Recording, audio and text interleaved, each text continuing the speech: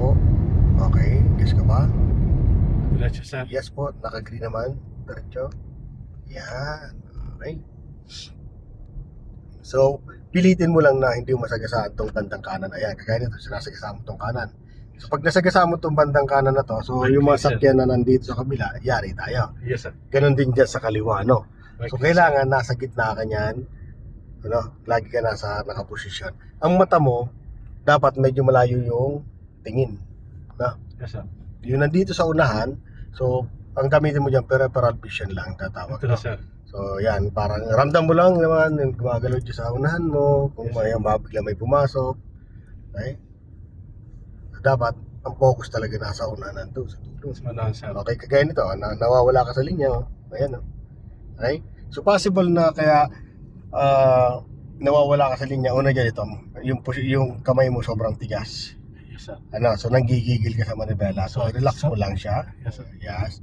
Then, yung guhit na yan sa bandang kaliwa na yan, sundan mo lang yan. Yes, Yan, kaganyan mo lang.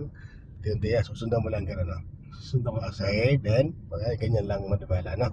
Smooth lang. Habang bumibilis tayo ng bumibilis, itong manibela mo, dapat naka-steady to. Kapag hindi siya, huwag mo siyang sobrang sasakalin masyado. Yes sir. Kasi kung yung galaw ng itong kamay mo, matindi yung galaw niyan. No? Okay. Kailangan may fix mo siya na ganyan naka-straight, yung ganyan na. Pag naramdaman mo siyang pumasok dito sa kanan, siyempre kakabigin mo ng konting kaliwa. Yes sir. Pag kumabig ng bandang kanan, siyempre kakabigin mo ng konting kaliwa. Pag nakita mong pantay na, gitna mo naman yung alam mo, no? Yes sir. So, ang mata mo dapat talaga malayo nandun. Mas kita mo siya pag sumasala siya. Pag ang mata mo na nasa malayo. Okay? Tignan mo yan, oh. Yan, oh. Yan. Pag kinabig mo pati itong manipela mo, huwag mong biglayin na ganyan. Yes sir. Huwag mong laki yan. Smooth lang, ganyan lang. Oh. Wait lang. Yan oh. Na. So, Yes, sir. gatuldok lang. No? Ganyan lang. Nakapula tayo ah. So, stop ka dyan sa may anong yan.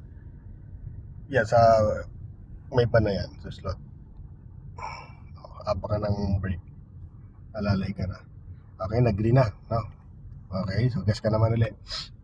Yes sir. Yes. Sundan mo lang yung van na yon kasi yung lane na yan diyan ka nakatutok Pwesto. sa gitna. Oo.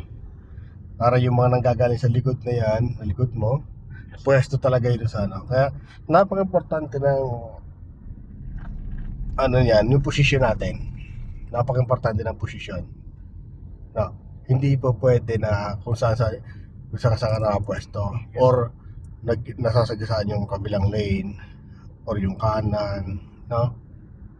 Okay, nakahati ka dyan. Yan. Kailangan, pilitin mo, may gitna siya, no?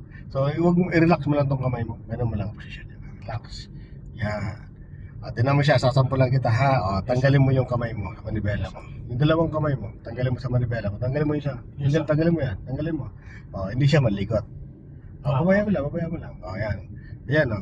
So, ang gagawin mo lang dyan, control mo lang, ganun lang, unti-unti lang, ano? So, hindi mo kailangan siyang sobrahin. Okay. Lalo siyang mawawala yun sa position. Kasi itong kamay mo, syempre nagko-kontra-kontra yan. Ano? Okay. Okay? Agad wala pang muscle memory yan, mahirap pang kontrolin yan. No? So, gagawin lang, syempre, drive lang ng drive. Yung mga technique, kagaya nito, pag palagay mo napunta ka sa kanan, tapos ka ng konti kaliwa. No? Okay? Guess ka ba? Yes sir. Buti dito sa kalsada to, bibihira naman yung nadaan dito. Ayan. Tara lang.